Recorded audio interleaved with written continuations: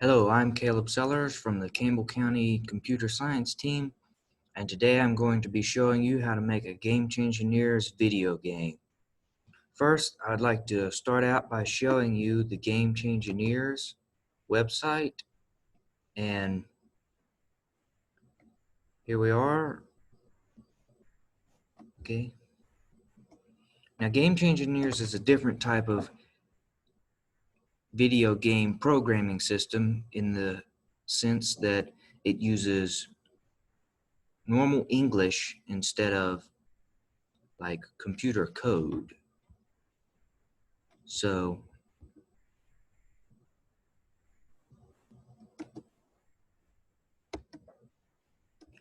now, to start out with Game Changineers, we'll need to create a title for our game. And since this is the 4-H Camp 2020, I'm just going to simply title it that. 4-H Camp 2020. All right. And now, I'm going to start out by teaching you a pretty simple game till you play it, and you can decide for yourself. But this is the 4-H game I've decided. First, you're going to need to, if you scroll down, you'll see that there are available characters. You can pick any of these characters you want, but today I'll start out by using a turtle. This is how we'll start out our sentences. Start out by saying, there is one turtle, period. Now each sentence needs to have a capital letter and an end punctuation mark. Now, the turtle starts at the top, period. Now, to see what we've done, we can hit execute, scroll down, and we have our little turtle over here at the top. Now, go back to our game and continue typing. Now, since it's a turtle, I like to think that he's swimming in the ocean. So I'm going to say the background is cyan. Now, you may say blue, but cyan is more of an ocean color, as you can now clearly see. All right, 2 spaces. And then, of course, you're going to want to control your little turtle. So when the up arrow is pressed, comma, the turtle moves up. Now, the one thing every computer programmer should do is once they're done, they should test it. So I'm pushing my up arrow now, my turtle is moving up. But I press it down, the side to side, he does nothing. So, of course, you can guess what we're going to put next. When the down arrow is pressed, the turtle moves down. And we'll execute that also.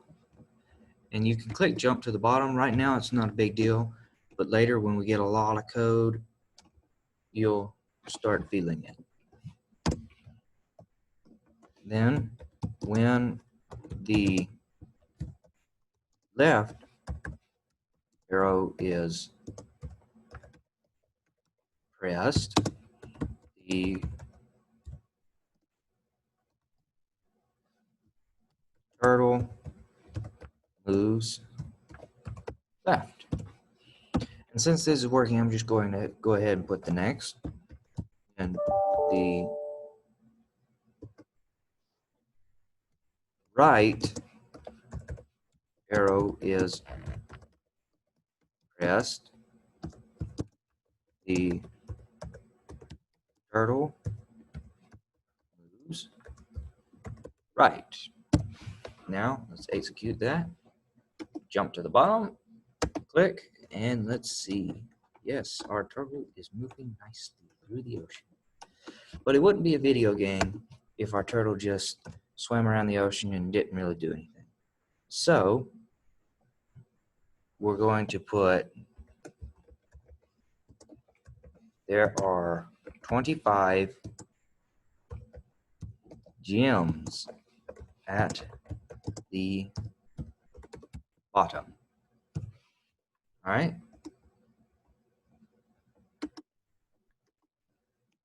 So what I'm going to do is I'm going to have my turtle collect the gems, except look, when I go over them, they don't collect. So we have to write that in code. But first off, I kind of want my gems organized. I don't just want them in that big clump that they're in. So the gems are spread 5 by 5, period. Now they will be nice and neatly organized. Okay? And I know you're probably wondering, most people would probably ask why we do gems. Well, I just pick gems because they're easy, but as you can see the available characters, you can pick any of these. If you want to do pearls, you can. You want to do bacon, you can. You want to do bricks, balls, anything, you can do it. But now back to the code. All right. So then when the turtle touches a gem, the gem explodes. And you want to make sure and say the gem, or else it may explode your turtle, which you probably don't want. So the gem explodes, and to make it easy, and score adds 1 point. Now we'll execute that and let's play our game. Now, sometimes the turtle will be hidden by the words, but that's all right. And as you can see up in the top right corner, it says score 5, 6, 7, 8, 9, 10, and so on. And then pause our game, we hit 8, and we'll press 9 to unpause it. But that's not that's not what we really want to do. We need to end the game, right? So when score equals 25, because that's how many gems we are, you win. Fun game, right? Little turtle at the bottom of the ocean going around collecting gems. Except there's one problem. And that is, how do you lose a game? Every game, you have to lose it somehow. So we need to write that in. But first, I want to also introduce you. If we scroll down, there's this little box right here. And you can click show/hide map keys. And then my computer will have to scroll up to see them. But all of our little characters down here have a little letter or symbol that represents them. So we're going to scroll down and we'll put these little dashes all the way through the top. You need to do a few rows, and then we'll need caps lock. All right, we'll go to the next row and then put the big F. We'll do 4 after that, and F, F. All right, then we hit enter, and we'll do the same thing. All right. Except look, you just see something. Something just messed up. What we'll have to do is with backspace, realign them. Right? Go back down, do it. But this time we're going to want to 3. We're going to put 4 right there. And there'll be a little surprise that you'll find out about.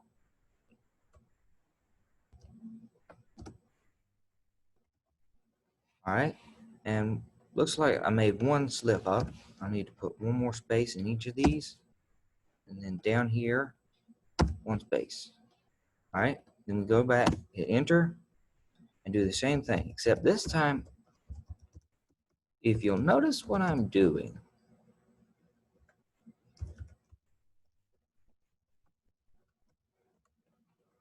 right, other than this one little slip up I made here also. There. Now let's hit execute and see what I just did. I think you'll find it interesting.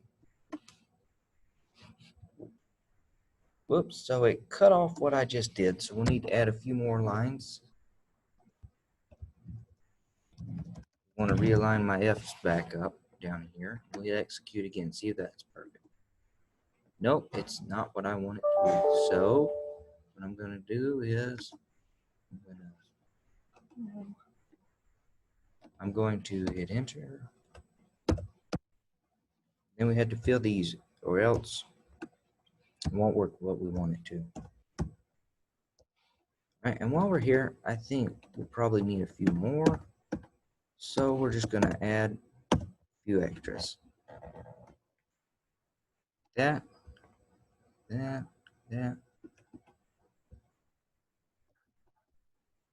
I don't think it has to be that many. So we'll just bring it down and there. Let's hit execute and see what I made. Okay. Now if we click, we'll see that it's a 4H out of what the computer calls topaz. But you'll also see that my little 4H is blocking some of my gems. So I'm going to want to erase a little bit just so that we can see it. And if we keep hitting execute after we erase like 1 or 2 lines, we can tell what we've done. We'll get it right there. That's where I want it. Except I also want to move it over 1 on each. So, perfect. Now we hit execute again. Voila, 4H down here. Because, of course, you're going to 4H camp. We got to put a 4H in the background. But still, like every video game, this still doesn't give us the losing factor, does it? So we'll come back up to our game plan and go down. And I'm going to put when a, oops, apparently I left my computer in caps lock. When a gem explodes, comma, the topaz, because that's what our 4H is made of, the topaz turns blue. Then I'm going to kind of make this where each gem we collect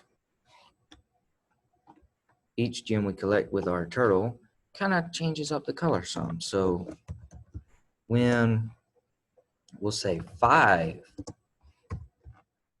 gems explode,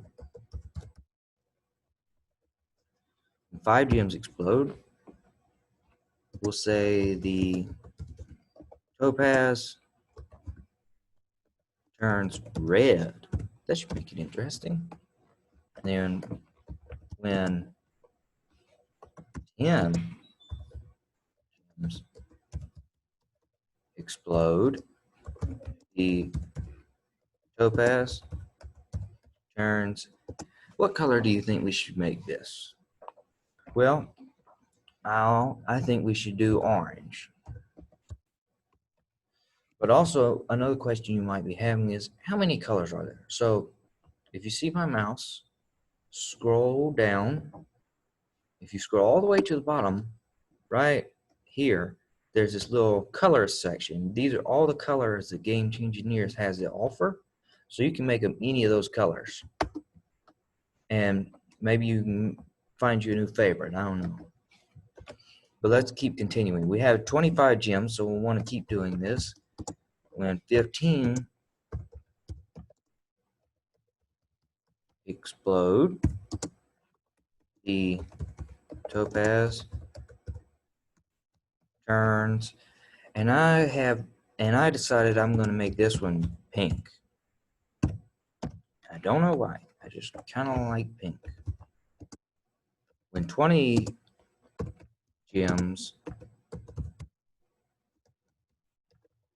explode, the topaz turns.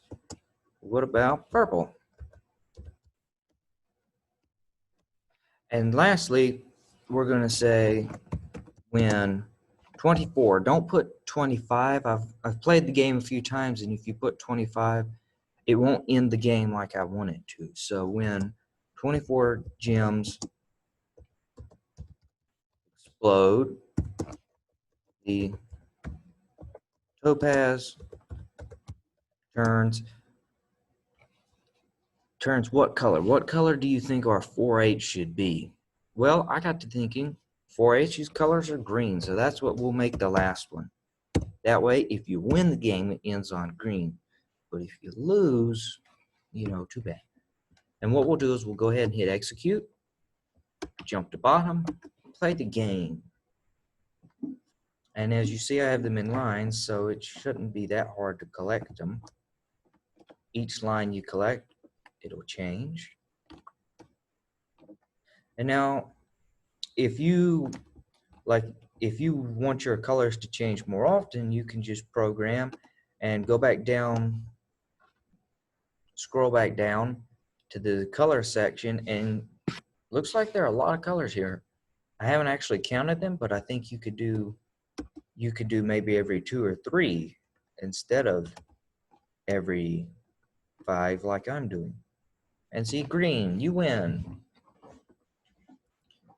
The reason I didn't put when 25 gems explode, the topaz turns green is because when the score equals 25, you win. So it actually doesn't turn green. You score before the topaz is able to turn green, so then you don't get that extra fun. So next, we still need that losing factor. We need that factor that you have to find, that if you're not careful with your video game, you're going to lose. So we're in kind of like an ocean. So I'm looking at the characters, and the only one I see that really looks like it'll fit is cobras, water snakes, So I'm going to put there are 10 cobras at the bottom. All right, and let's hit execute and see what our cobras look like. Oh man, those guys look mean. Except right now, since we haven't coded it, they won't even hurt us. In fact, they might even be considered friends. I don't know. But we need to get back because, we want them to chase us, right? So we're going to put when a cobra sees the turtle, comma, it chases. When the cobra sees the turtle, it chases the turtle. So let's execute that, play our game now. You always have to click to begin the game. But look, oh no, we're getting chased by turtles. They're chasing us all over the place. Before long, I'll have every single turtle chasing me. Oh, what do you know? Oh man, one's getting left out. Let's go. But you see, the cobras are not killing us. So we'll pause that. We gotta let them kill us. So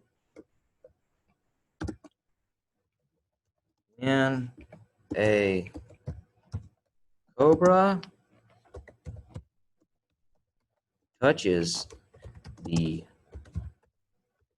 turtle, what should we say? We should say the turtle explodes. Ooh, that is bad, isn't it? Our turtle's going to explode. And like any good game engineer scientist, we need to test, right? So I have to let one of these cobras eat me up. Ooh, and I exploded. But you see, we also need to program that you lose. So we're going to just say when the turtle explodes, you lose. Now, you may be thinking to yourself, why do we say when? Why can't we say if the turtle explodes? Well, because how hard this game is, you're going to explode once, but also that's how the program works. It's not a if, this one is not specifically an if so far, it's a when it happens. You need to say, you need to give it confidence that it's going to kill you, I guess. But then, we need a way to beat the cobras, right? Because I just got killed. So what I've decided to do is we're going to put when the space bar is pressed, comma, what do you think should happen? I think the turtle, whoops, the turtle, I think the turtle's going to shoot a donut. I think cobras are allergic to donuts, and they'll just die if they eat a donut. So the turtle's going to shoot a donut at the cobras. But how do we code that to our game? We're going to have to put the turtle inserts a donut. Except this game, there was one little error, and that is donut is spelled donut, like that. Make sure it's spelled like that, or the computer won't know what to do. All right, so now let's execute. Let's go shoot some cobras with some donuts. Ooh, our donuts. Ooh. Except you may be thinking the cobra just got hit by one but didn't die. Well, we got to code that in, but also to make the game more fun, we're going to put all donuts move up. That should make it fun because our cobras are down and our donuts are up. So what I've learned to do is this. You have to kind of lure them away and sneak up under them and pow. Except, see, we haven't written that when the donut touches him, he dies. So we need to put that in. When a donut, make sure and spell it correctly, when a donut touches a cobra. I like to make it fun, not just have donuts floating all over the place. So I'm going to put they both explode. Now you can put just the cobra explodes, but then you just have donuts that just keep wandering forever. So let's try this. Let's play my game. All right, so we're going to want to see if we can win. So I don't actually have it coded yet that you can lose. Oh, maybe I do. Game over. So we need to, what I like to do is lure maybe one or two away, not the whole flock. Press the space bar as many times as needed. I would suggest doing it quite a few. See, there's also another thing I'm going to show you how to do in a minute, and that is, have you noticed our donuts are just floating in space? I mean, do you know that donuts probably shouldn't float in space? But also, look, our turtle, if I press the down arrow, he just disappeared. Why is that? Well, that's because this screen that you see right now is only a single screen. But like some of the games you like to play, like, let's see, I don't know, some of the older games will say like Space Invader, no, like Galaga, where all those little things are coming down. those are kind of multiple screen, or sometimes like you'll be running and you'll be chasing something and the screen will move along, kind of like downhill ski, where you'll start out and you'll be going down the hill and the stuff is moving, you're going. That's a multiple screen. This one's just single screen. So one of the things we're going to do is we're going to say when a donut, I hope you like how this one is spelled, because hey, if any of you are like me and you can just go ahead and you love to spell it this new way, you really enjoy that. But when a donut touches the top border, what do you think should happen? I think the donut should explode. That way we're not polluting space, right? So we need to try that. Jump to the bottom, click start, shoot a donut, see if it explodes. It works. Congratulations. Now, for the last thing, remember how I was saying our little turtle friend, he moves and he'll just go off into space. Well, to keep that from happening, we're going to put when the turtle touches a border, it bounces off. Now you may be thinking, bouncing off, when my turtle hits it, he's going to ricochet who knows where. But if you watch carefully, watch, the turtle bounces back and forth like that. So it keeps me from falling off the screen. And now that's actually the last line of code. So congratulations if you stayed with it that long.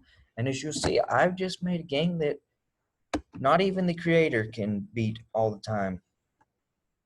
Which, you know, that's kind of special, I think. But I don't know. Maybe it's kind of rare. So I'm just going to play my game. Let's see if I can win one time for you before. That one was close. See, we have one stray donut floating away in space, but remember we put when he hits the border, he'll explode. And I'm going on collecting my little, let's see, these are gems, right? Yeah, gems. So after I collect enough gems, my 4H will change colors again, right? Now, if you coded it correctly, it'll change colors, but I gotta say, if you missed like one letter or one, if you accidentally missed one thing, it may not accept it. But there, I won. So that's it, and that's how we make it. And now, if you want to, you can come down here and hit execute. And then it looks like I actually made a mistake. Let's see. And if you come over to here and scroll down, it'll show you, like, it'll say no, no, you know, all that. But then I have one up here that says warning. So, oh, that's it. I put the donut explode. The donut explodes. I need to put an S there. All right, there we go. See, that's programming for you. Sometimes it'll be one little letter. But now that our game is straight, we can come down here and then, look, this little share button popped up. So if you want to, you can click share, and then you can come down here to the community showcase. And these are other games that other kids have made. You can scroll through and play them. And I think all you had to do is, we'll click on this one. Impossible. Ooh. And all you had to do is click execute, jump to bottom, and then the kids, oh, yeah, this one really is impossible. All right, gotta tell you the truth, I've never actually played this game, so you're never gonna beat this one, it looks like, but we'll go back. Community showcase, So that's that. And then back to the game. If you have your own Google account, you can save it.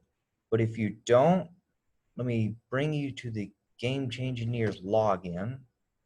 I'm sorry that I forgot to show you that until now. What I like to do is just type in Game